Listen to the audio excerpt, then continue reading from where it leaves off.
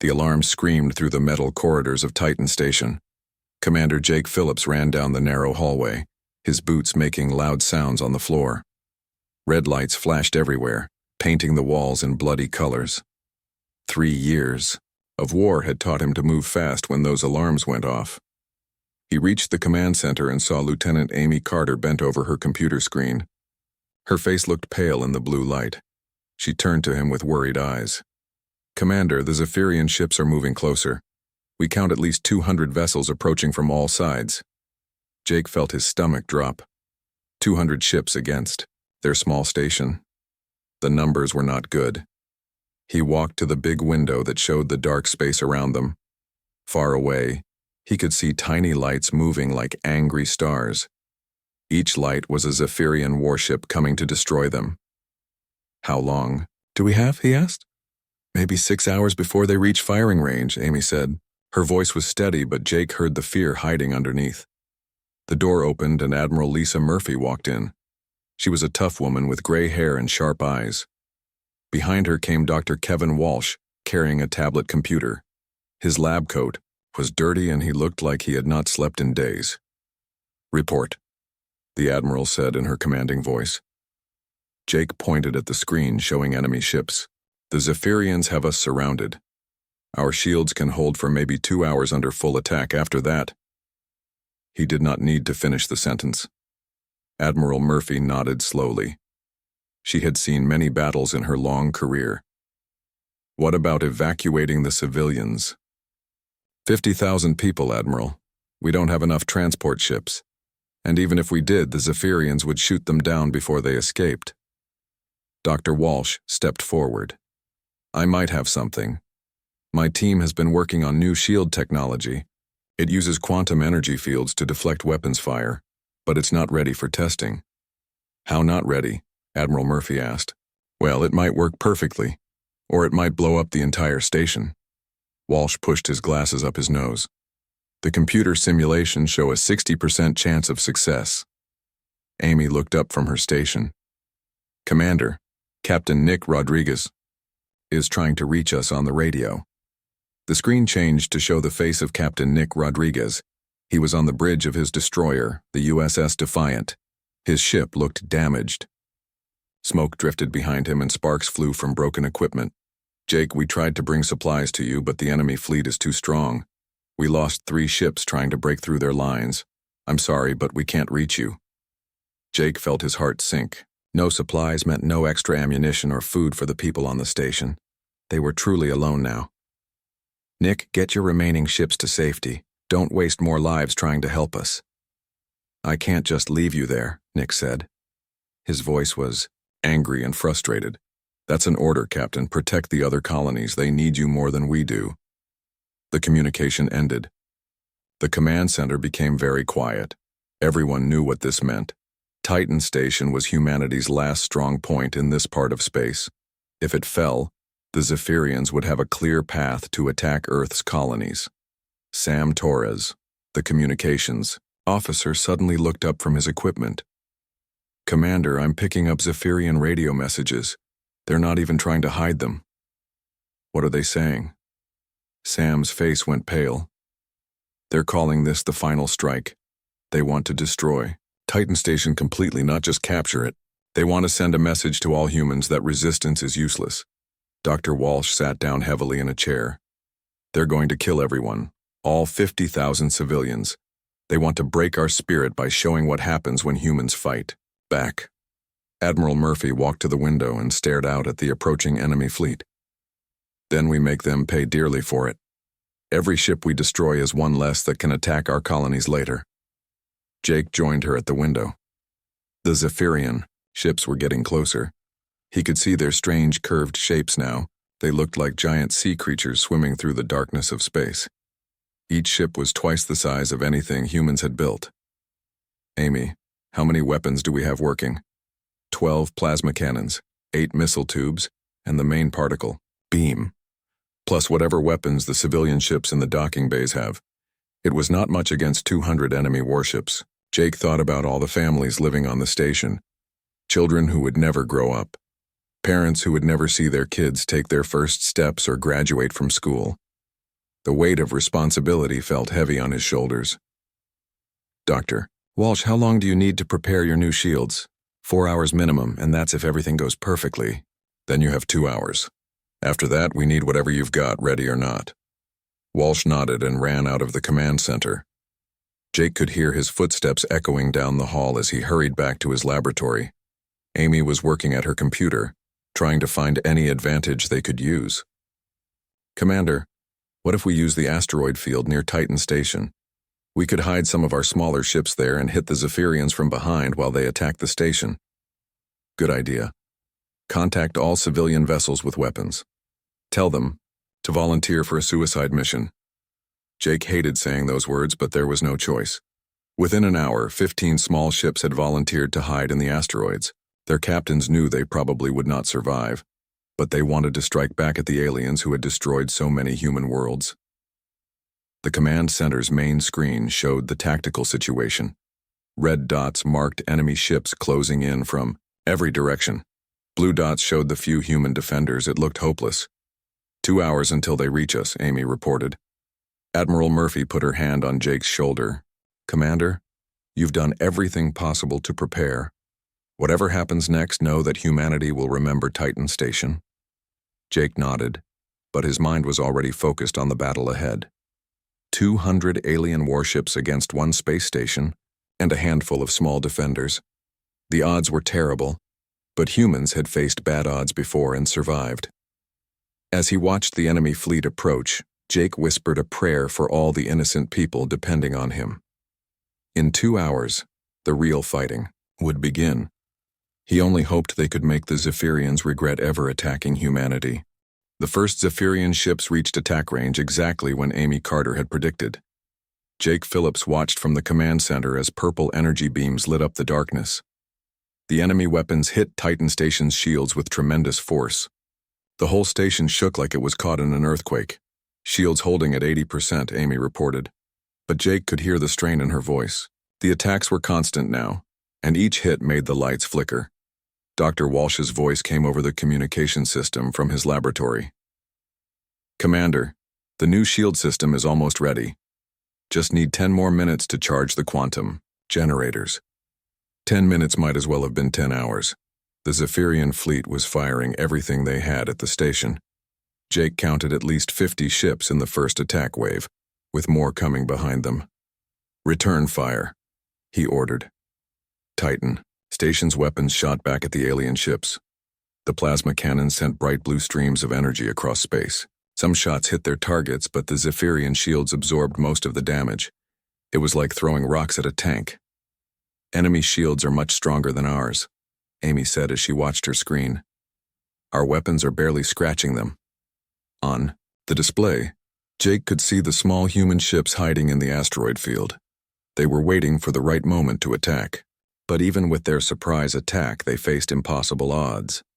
The station shook again as more enemy weapons hit the shields. This time, the lights went out for a few seconds before the backup power kicked in. Emergency lighting bathed everything in dim red light. Shields down to 60%, Amy called out. Admiral Murphy stood beside Jake, watching the battle with calm eyes. She had seen many fights in her career, but nothing like this. At this rate, we have maybe 30 minutes before shield failure. Suddenly, Amy's computer started making strange beeping sounds. She looked at the screen with confusion. Commander, I'm getting weird readings from Sector 7. Something's wrong with space itself. Jake looked at the tactical display. Space near Titan Station seemed to be bending and twisting. The stars looked wavy, like heat rising from hot ground. What kind of readings? Gravitational waves, but stronger than anything I've ever seen. It's like space is being folded or twisted by some massive force. The Zephyrian ships seemed to notice it too. Some of them stopped firing and turned to look at the strange area of twisted space.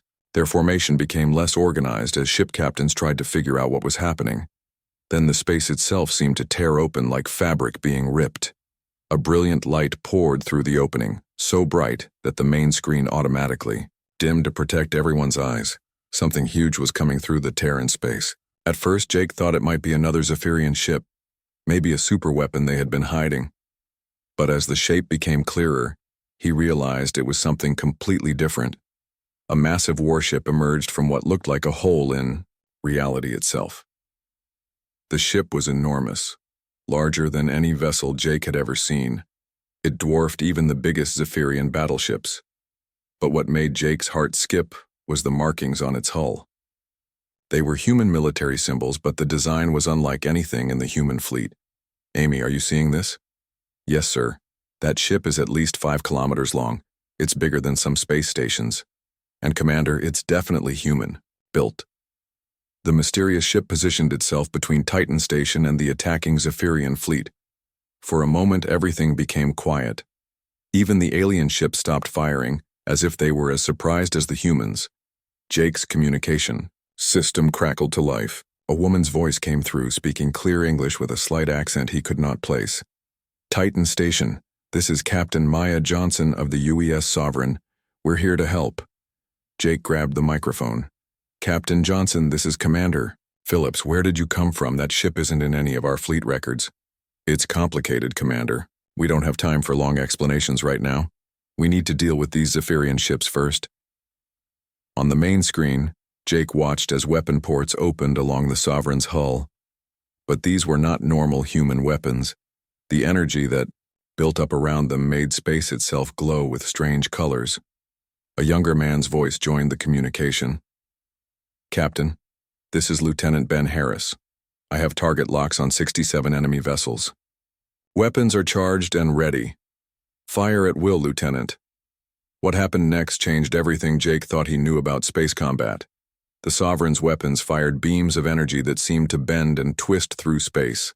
Instead of traveling in straight lines like normal weapons, these beams curved around the Zephyrian shields and hit the ships directly. The first alien ship struck by these weapons simply stopped working. Its lights went out and it began drifting helplessly through space. The second ship exploded in a ball of green fire. A third ship tried to retreat, but one of the strange energy beams followed it and shut down all its systems. The Zephyrian fleet, which had seemed so confident just minutes before, suddenly found itself facing weapons they could not defend against. Their strong shields, which had easily stopped human weapons, were useless against this new technology. Impossible, Amy whispered as she watched the battle. Their weapons are ignoring the Zephyrian shields completely. Jake could hardly believe what he was seeing. Alien ships that had terrorized human space for 3 years were being destroyed or disabled with ease. The Sovereign moved through the enemy fleet like a knife through soft butter. Captain Johnson's voice came over the radio. Again, Commander Phillips, we're going to clear out the immediate threat, but we need to talk after this is over. There are things you need to know about this war. Roger that, Captain. We'll be here when you're finished. Jake watched as the mysterious human ship continued its attack. The Zephyrian fleet was already falling apart. Some ships tried to run away, but the Sovereign's weapons reached across impossible distances to stop them. Other alien vessels attempted to group together for a combined attack, but their weapons simply bounced off the newcomers' shields. Dr. Walsh's voice came over the communication system. Commander, the quantum shield generators are fully charged now. Should I activate them? Jake looked at the battle raging outside. The Sovereign was winning easily, but he did not want to take any chances. Yes, Doctor. Bring the new shields online. The station's shield generators hummed with new power. On the display, Jake could see that Titan Station's defenses were now stronger than ever. But it seemed they would not need them. The Zephyrian attack was already over. In less than 20 minutes, the Sovereign had destroyed or disabled every enemy ship in the attacking fleet. The space around Titan Station, which had been filled with enemy vessels, was now littered with drifting alien hulks. All Zephyrian ships neutralized, Lieutenant Harris reported. No enemy vessels remain in fighting condition. Jake felt like he was dreaming. 20 minutes ago they had faced certain death. Now they were completely safe, saved by a mysterious human warship that had appeared from nowhere. Admiral Murphy was the first to speak. Commander Phillips, I suggest we invite Captain Johnson aboard the station. We need answers, and something tells me this is just the beginning of a much bigger story. Jake nodded and opened the communication channel.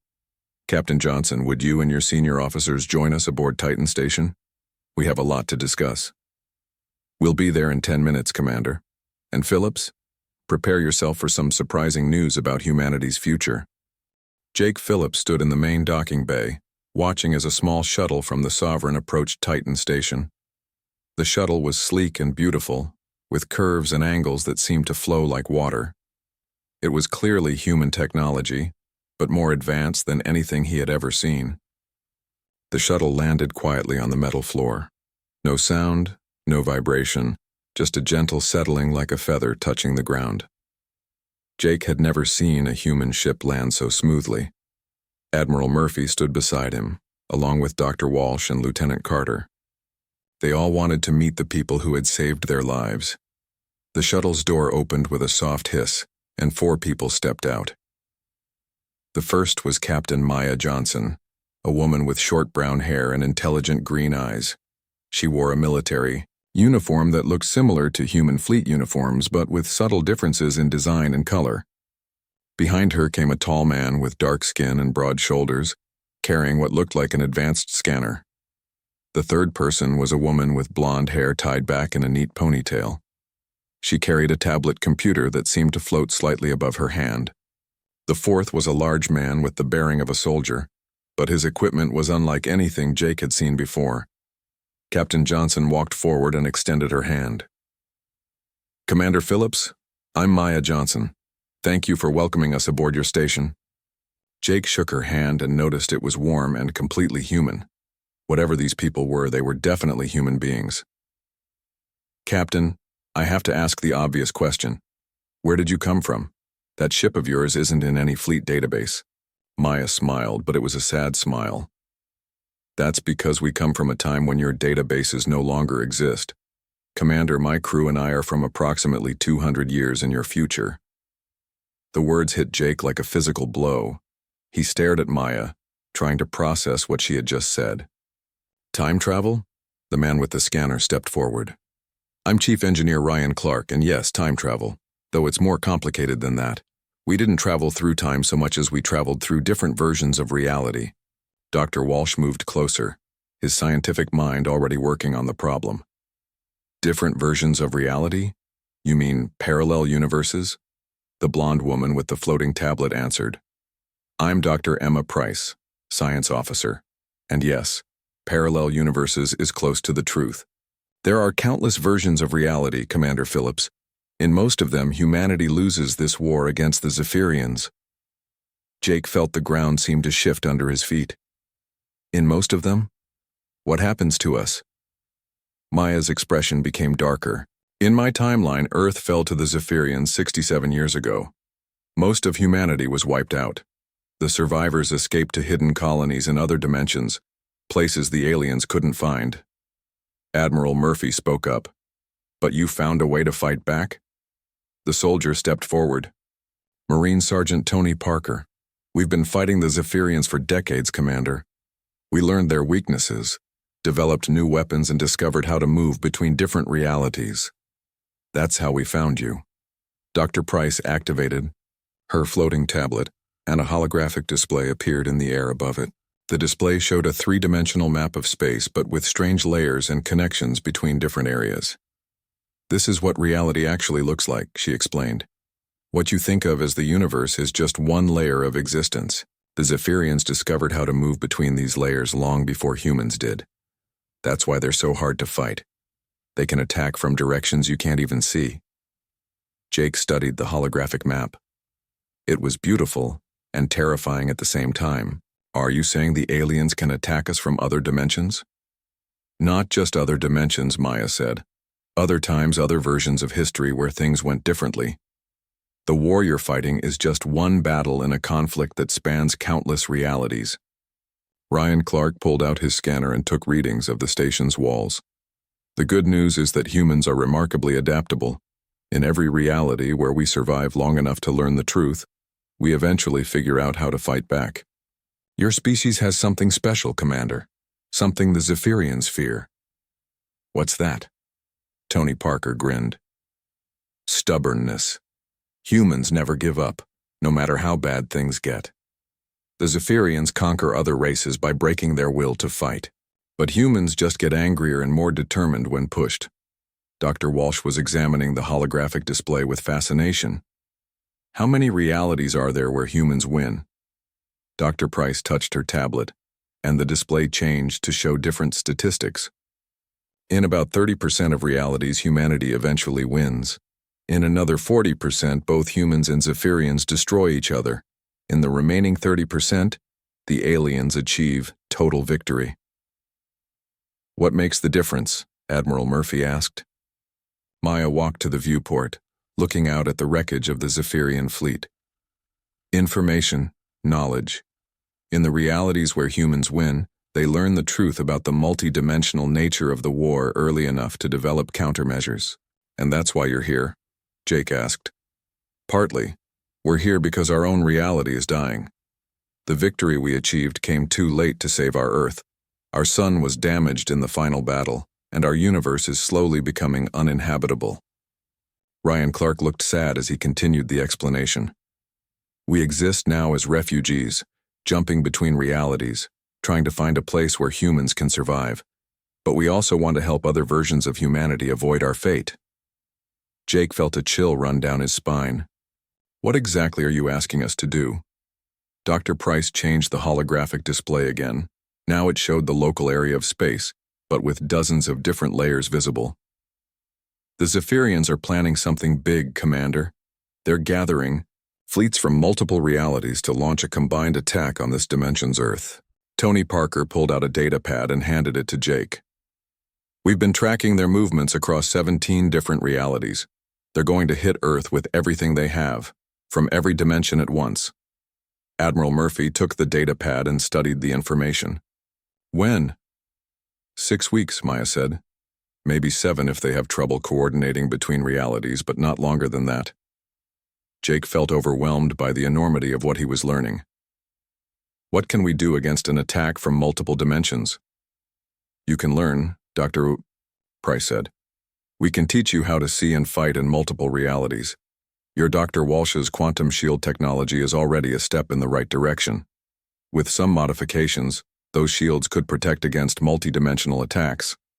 Dr. Walsh looked excited. You could help me improve the shields? Make them work against attacks from other realities? Ryan Clark nodded. That's exactly what we're here to do. But there's something else you need to know, Commander. Something important about the cost of this help. Maya turned away from the viewport. By helping you, by sharing our technology and knowledge, we're creating paradoxes in the timeline. Our own reality becomes more unstable every day we stay here. What does that mean? It means we're slowly being erased from existence, Tony Parker said matter-of-factly. Every change we make to help your reality survive makes our own reality fade away. We're trading our existence for yours. Jake stared at the 4 people who had saved his station and everyone on it. Why would you do that? Maya smiled again, and this time it was not sad. Because humanity deserves to survive, Commander. In every reality, in every timeline, in every possible version of existence. That's what makes us human. We sacrifice for the future, even when we won't be there to see it. Dr. Price closed her holographic display. But there's no time to waste feeling sorry for us. The Zephyrians will eventually realize what we've done here today. They'll send scouts from other realities to investigate. We have maybe 2 weeks before they know the truth. 2 weeks to, prepare for a war across multiple dimensions, Admiral Murphy said. It seems impossible. Ryan Clark picked up his scanner again. Commander Phillips, in my experience, humans specialize in doing impossible things. That's how we survived this long in the first place. 2 weeks passed faster than Jake Phillips had ever imagined possible. Titan Station had become the center of a new kind of war, one that stretched across realities he was still learning to understand. The future humans had kept their promise, sharing technology and knowledge that transformed everything. Dr. Walsh worked day and night with Dr. Emma Price, modifying the quantum shield generators. The laboratory was filled with equipment that seemed to bend light and space around itself. Jake often found Walsh sleeping at his workstation, his face covered with equations written in multiple colors of ink. The modified shields are working. Walsh explained during one of their daily briefings. We can now detect attacks coming from other dimensions and deflect them, but Emma is right about the cost. Every time we use the multidimensional technology, we create ripples in reality. Jake looked at the data on Walsh's screen. The numbers meant little to him, but the graphs showed increasing instability in the local area of space. How bad are these ripples? Dr. Price answered from across the room. She looked tired and pale, like she had not been sleeping well. Imagine throwing rocks into a calm lake.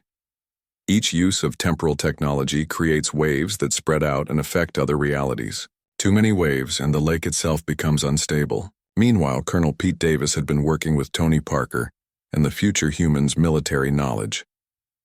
Davis was a tough soldier who had fought the Zephyrians for 3 years, but even he was amazed by what the time travelers knew about alien tactics. They shared intelligence about Zephyrian weak points we never discovered, Davis reported to Jake. Their ships have blind spots in their sensor systems. Their communication network can be disrupted if you hit it in exactly the right way. Most importantly, they showed us how to track enemy movements between dimensions. The results were immediate and dramatic. Human forces began winning battles they should have lost. Small strike teams, guided by future knowledge, hit Zephyrian supply lines and communication centers with perfect precision. For the first time in 3 years, humanity was winning the war, but the victories came with a terrible price. Lieutenant Commander Kate Miller, the Sovereign's navigation officer, came to see Jake in his command center. Her usually steady hands were shaking as she showed him readings from her dimensional scanners. Commander Phillips, we need to talk about what's happening to my timeline. Every day we stay here, every piece of technology we share, it makes our reality more unstable. Jake looked at the scanner readings. Even without understanding the technical details, he could see the problem. The numbers were falling steadily, like a countdown to 0. What do these readings mean exactly? They mean we're dying, sir. Not just my crew, but our entire reality. The timeline that produced us is collapsing. We estimate we have maybe 3 more weeks before our reality completely disappears. The weight of that knowledge hit Jake like a physical blow. These people had saved Titan Station and were helping humanity win the war. In return, they were slowly being erased from existence. That evening, Jake met with Admiral Murphy and Captain Maya Johnson in his private office. The 3 of them sat around a small table, drinking coffee that had been recycled too many times and discussing the fate of multiple realities. Maya, you knew this would happen when you decided to help us, Jake said. Maya nodded slowly. We knew the risks. Our timeline was already dying, Commander. Our sun was going out. Our planets were becoming uninhabitable. At least this way, our deaths serve a purpose. Admiral Murphy set down her coffee cup. Is there any way to save your reality and still help us win? No, Maya said simply. The paradoxes are too strong. By changing your timeline's history, we automatically make our own timeline less likely to exist. It's basic temporal mechanics. Jake felt frustrated and angry. There has to be another way. We can't just accept that saving ourselves means destroying you. Before Maya could answer, Amy Carter's voice came over the communication system. Commander Phillips, please come to the command center immediately. We're detecting something unusual in Sector 12. Jake and the others hurried to the command center. Amy was standing at her station, staring at a display that showed local space around Titan Station. But something was wrong with the display. Parts of it seemed to be flickering between different images. What are we looking at, Lieutenant? Sir, I'm not sure. The sensors are showing normal space in Sector 12, but sometimes they show completely different star patterns. It's like we're seeing multiple versions of the same area at once. Dr. Price and Ryan Clark came running into the command center. Both of them looked worried. Dr. Price immediately went to her own scanner and began taking readings. The dimensional barriers are breaking down, she announced. The timeline fractures are spreading faster than we predicted. On the main display, space itself seemed to be having trouble staying consistent. Sometimes Jake could see the familiar stars and planets around Titan Station. Other times he saw different constellations, different planets, even different versions of the station itself. "Is this dangerous?" Jake asked. Ryan Clark was working frantically at his control station. "Very dangerous, Commander. When dimensional barriers collapse, different realities start bleeding into each other. We could end up with pieces of multiple timelines existing in the same space." As if to prove his point, the display suddenly showed two versions of Titan Station occupying the same location. One looked exactly like the station Jake knew. The other was a burned-out wreck covered with Zephyrian weapons and symbols. "That's a timeline where you lost," Maya said quietly. "Where the aliens conquered Titan Station and turned it into one of their bases." Amy Carter was working at her station trying to make sense of the sensor readings. "Commander, I'm detecting radio signals from the other station. Someone over there is trying to communicate with us." Jake felt a chill run down his spine. "Put it on the speakers." The communication system crackled to life and Jake heard his own voice coming through the static, but this other version of himself sounded desperate and afraid. "This is Commander Phillips of Titan Station. If anyone can hear this, we need help. The Zephyrians have taken over most of the station. We're trapped in Section 7 with about 200 survivors. They're hunting us down one by one."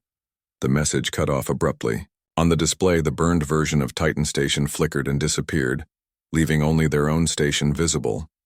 Dr. Price was studying her scanner readings with growing alarm. "The dimensional instability is accelerating. We're starting to see fragments from dozens of different timelines. Some where humanity won, some where they lost, some where both sides destroyed each other." Intelligence Officer Carlos Martinez came into the command center carrying a data pad. "Commander, we just intercepted Zephyrian communications. They know something unusual is happening. They're sending scout ships from multiple realities to investigate." Jake felt the situation spinning out of control. The technology that was helping them win the war was also tearing reality apart. And now the aliens were coming to investigate. Maya Johnson looked at the readings from her crew's equipment. "Commander, we have to make a choice. We can continue helping you prepare for the Zephyrian attack, but doing so will accelerate the dimensional collapse. Or we can leave now and let you face the aliens with only the knowledge we've already shared." "What happens if the dimensional collapse continues?" Ryan Clark answered grimly. "Eventually, all the different timelines in this area of space will merge together. You'll have multiple versions of every planet, every star, every person existing in the same space. The laws of physics won't be able to handle it. Everything will fall apart." Jake looked around the command center at his crew. Amy Carter was still trying to stabilize the sensor readings. Dr. Walsh was working on modifications to their shields. Everyone was doing their job, trying to save humanity from an impossible situation. "How long do we have to decide?" "Days, maybe hours." "Doctor," Price said, "the dimensional fractures are spreading exponentially. Soon we'll reach a point where the process can't be stopped." Admiral Murphy stood up from her chair. "Then we need to find a third option, some way to stabilize the dimensions while still defending against the Zephyrian attack." Maya shook her head. "Admiral, we've run the calculations thousands of times. There is no third option. Physics won't allow it." But Jake was thinking about something Tony Parker had said weeks ago. Humans specialized in doing impossible things. Maybe it was time to prove that again. The breakdown of reality accelerated faster than anyone had predicted. Jake Phillips stood in the command center of Titan Station, watching as the main display flickered between different versions of space. Sometimes he saw their familiar star system. Other times he saw alien suns, strange planets, or the wreckage of battles that had never happened in their timeline. Lieutenant Paul Wright, the Sovereign's quantum physicist, worked frantically at his control station. His young face was covered with sweat as he tried to make sense of readings that defied every law of physics he knew. "Commander, the dimensional barriers are collapsing all around us. I'm detecting fragments from at least 40 different timelines, bleeding into our space. Some of them are realities where the war never happened. Others show outcomes we can't even imagine." Amy Carter looked up from her sensor station. "Sir, I'm getting reports from our patrol ships. They're seeing impossible things out there. Captain Rodriguez says his ship just passed through a debris field that contains pieces of human and alien vessels using technology that doesn't exist yet." Jake felt like he was trying to hold on to reality with his bare hands while it slipped away from him. Any word from the civilian evacuation ships? Colonel Helen Foster reports that civilian transports are running into their own problems. Some of the evacuation ships have encountered different versions of themselves from other timelines. The colonists are getting confused and scared when they meet alternate versions of their own families. Dr. Walsh came into the command center, carrying a tablet covered with equations and diagrams. He looked exhausted but excited. Jake, I think I understand what's happening. The multidimensional technology isn't just creating paradoxes. It's attracting something. Attracting what? Dr. Emma Price answered from her position near the quantum scanners. Entities that exist outside normal space and time. We call them reality feeders. They consume the energy released when timelines collapse and merge. Jake felt his blood turn cold. Are you saying there are things out there that eat universes? Paul Wright nodded grimly. Not universes exactly, but the boundaries between them. When realities start merging, they create enormous amounts of quantum energy. These entities feed on that energy, and their feeding makes the dimensional collapse even worse. On the main display, space around Titan Station began showing signs of something far worse than timeline fragments. Dark shapes moved between the stars, things that seemed to absorb light and energy from everything around them.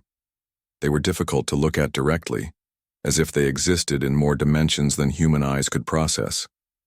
How big are they? Jake asked.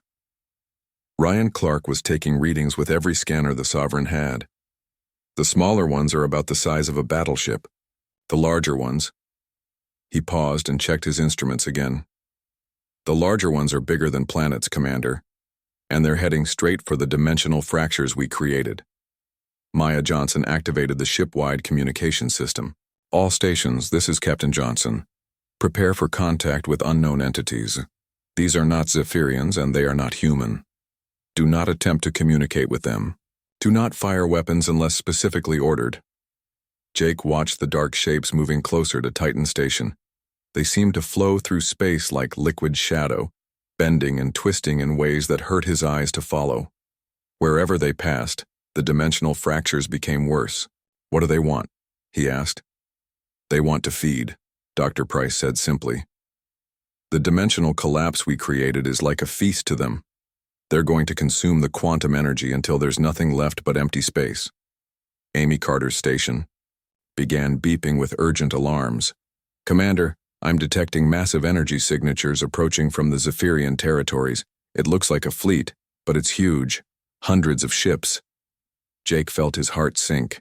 Not only were they dealing with reality-eating monsters and collapsing dimensions, but now the aliens were coming too. The communication system crackled with an incoming message.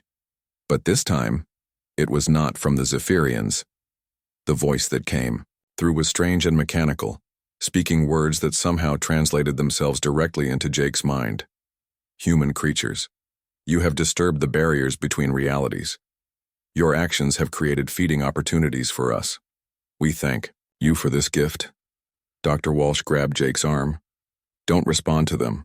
Paul thinks that communication with these entities might make the dimensional collapse worse. But Jake felt he had to try something. This is Commander Phillips of Titan Station. We didn't mean to create this situation.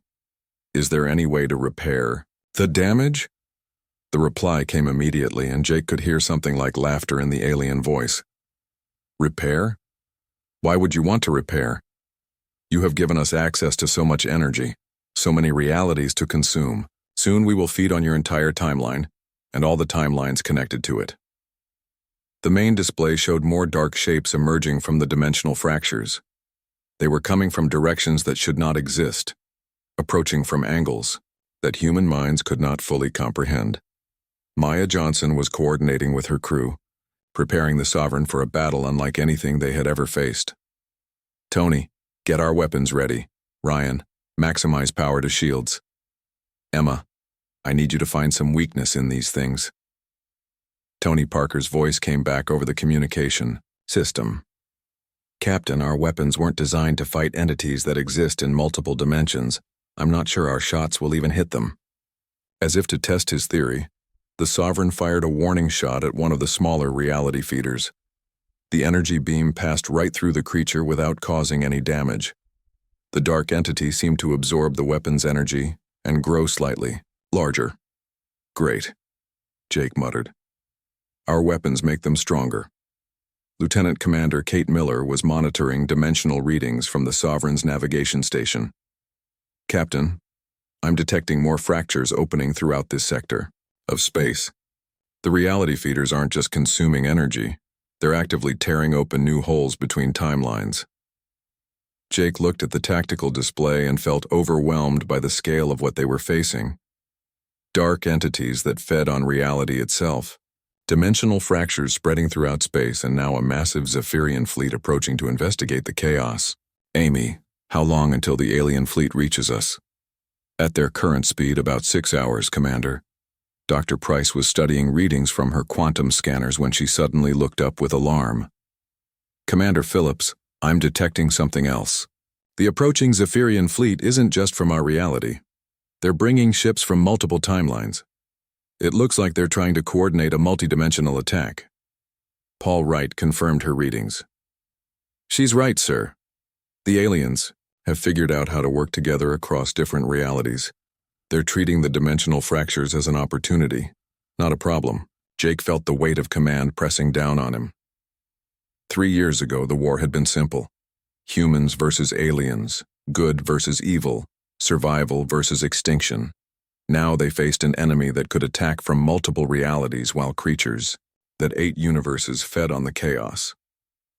Maya Johnson came to stand beside him. Commander, there's something else you need to know. The reality feeders aren't just attracted to dimensional fractures. They're attracted to consciousness itself. The more intelligent beings in an area, the more energy they can consume. What does that mean for us? It means Titan Station, with 50,000 people, is like a beacon to them. They'll come here first, before attacking the Zephyrian fleet. Or any other targets. Jake looked around the command center at his crew. Amy Carter was still working at her station, trying to make sense of sensor readings that defied logic. Dr. Walsh was calculating shield modifications that might protect against multidimensional attacks. Everyone was doing their job, even though they were facing the collapse of reality itself. How long do we have before the reality feeders reach us? Ryan Clark checked his instruments one more time. Based on their current speed and the rate at which they're consuming quantum energy, I estimate 2 hours, maybe less. And the Zephyrian fleet? 6 hours for the main fleet, but they're sending scout ships ahead. Those will arrive in about 4 hours. Jake did some quick calculations in his head. The reality feeders would reach them first, followed by alien scout ships, and finally the main Zephyrian attack force. They would have to survive 3 separate battles while reality collapsed around them. Admiral Murphy, who had been quietly listening to the reports, finally spoke up. Commander Phillips, I think it's time to consider evacuation.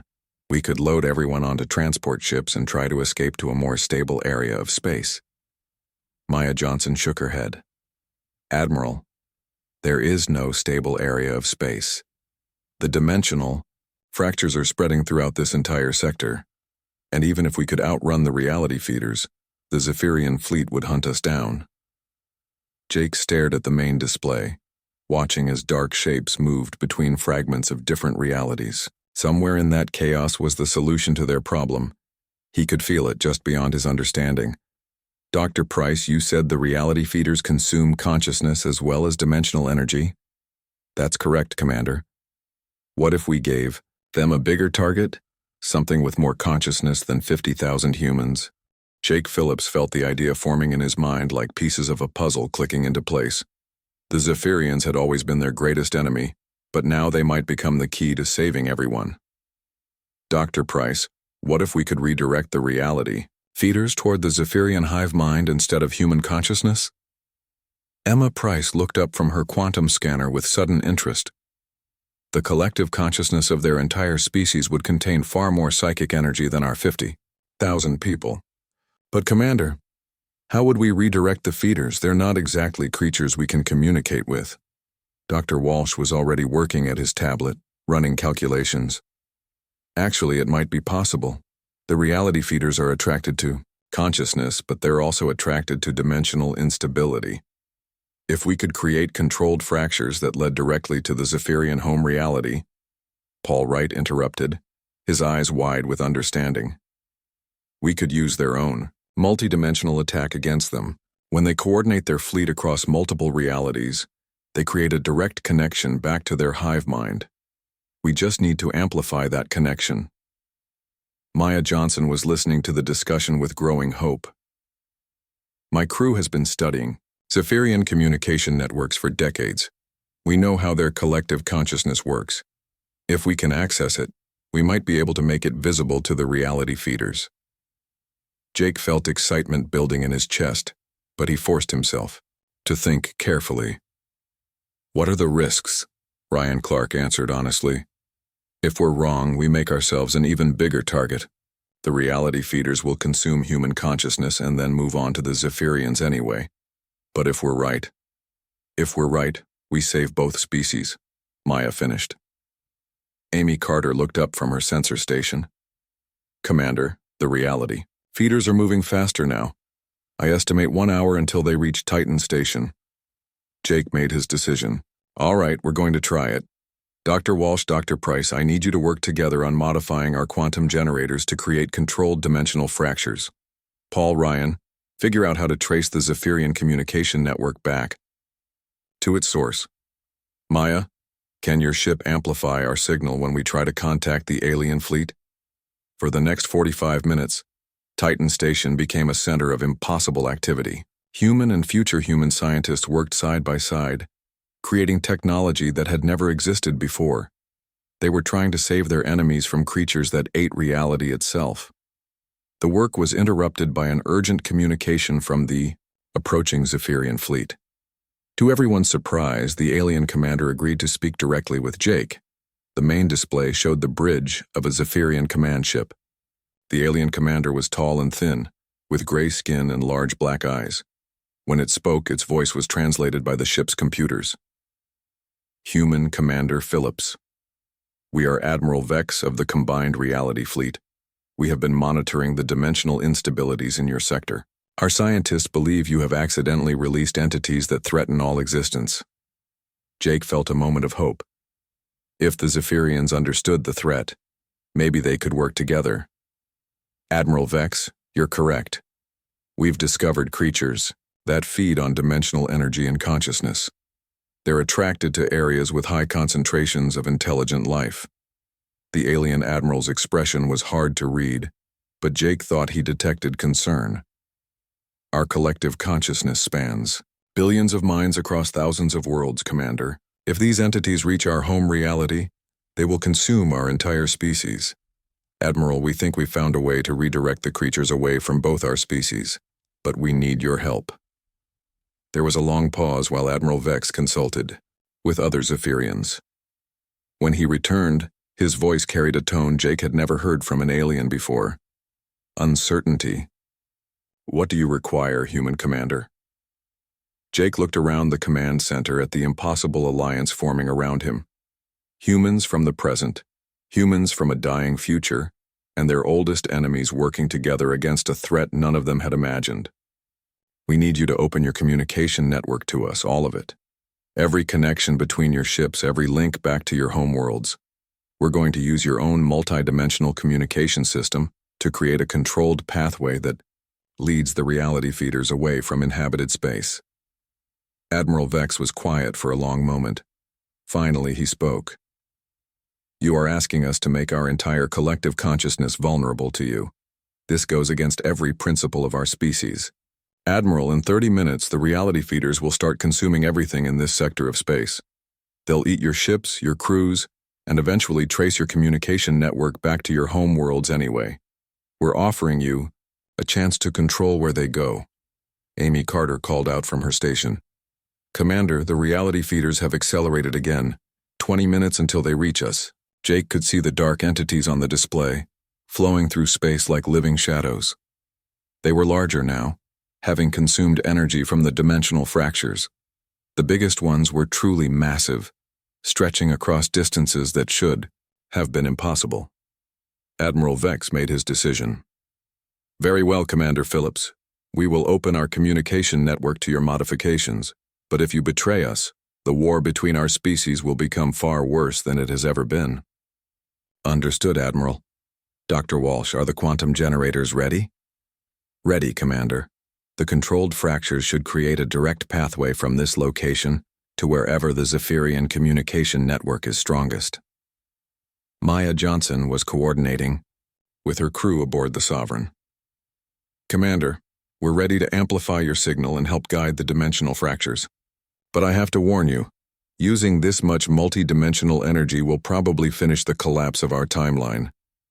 Jake felt the weight of that sacrifice. These people from the future were giving up their existence to save both humanity and their former enemies. Maya, are you sure about this? We're sure, Commander. Our reality was ending anyway. At least this way, our deaths accomplished something important. The reality feeders were close enough now that Jake could see them clearly on the main display. They moved through space like liquid darkness, absorbing light and energy from everything around them. Where they passed, stars dimmed and planets became cold and lifeless. All stations, this is Commander Phillips. We're beginning the operation now. Dr. Walsh, activate the quantum generators. The modified generators hummed with power unlike anything Jake had ever felt. The station itself seemed to vibrate with energy as controlled fractures opened in space around them. But these fractures were different from the chaotic tiers that had appeared before. These were precise and directed, creating pathways that led away from inhabited space. Paul Wright was monitoring the Zephyrian communication network. Commander, I'm tracking the signal back through multiple realities. The network is even more extensive than we thought. It connects thousands of worlds across dozens of dimensions. Can you find the central hub? The place where their collective consciousness is strongest? Working on it? Got it. There's a massive concentration of psychic energy in a reality, about 7 dimensions away from us. It looks like their species' home system. Dr. Price was managing the controlled fractures with incredible precision. Dimensional pathways are stable, Commander. The reality feeders are starting to notice them. On the display, Jake could see the dark entities changing direction. Instead of heading straight for Titan Station, they were being drawn toward the new dimensional fractures. The pathways led away from human space, away from the Zephyrian fleet, toward the distant reality where the alien collective consciousness was centered. Admiral Vex's voice came over the communication system. Commander Phillips, our scientists, are detecting massive psychic disturbances near our home system. The entities are being drawn toward our core worlds. Admiral, you need to evacuate those systems immediately. Get your people as far away as possible. We are already beginning evacuation procedures. But Commander, there are billions of our people in that reality. We cannot evacuate them all in time. Jake felt the terrible weight of the decision they had made. They were saving the immediate area by redirecting the threat to the Zephyrian homeworlds.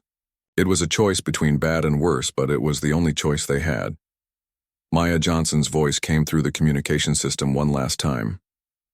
Commander Phillips, the dimensional pathways are stable. The reality feeders are following them, away from your location.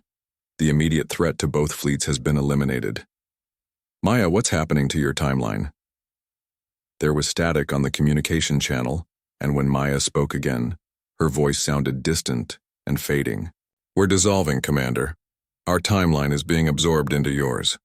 But we succeeded. Both species will survive this crisis. The main display showed the Sovereign beginning to fade, becoming transparent like a ghost ship. Jake could see Maya and her crew on the bridge waving goodbye as their reality merged with his own timeline. Maya, thank you. Humanity will never forget what you did for us. Take care of each other, Commander. In every timeline, in every reality, the most important thing is that consciousness continues to exist, whether it's human, Zephyrian, or something else entirely.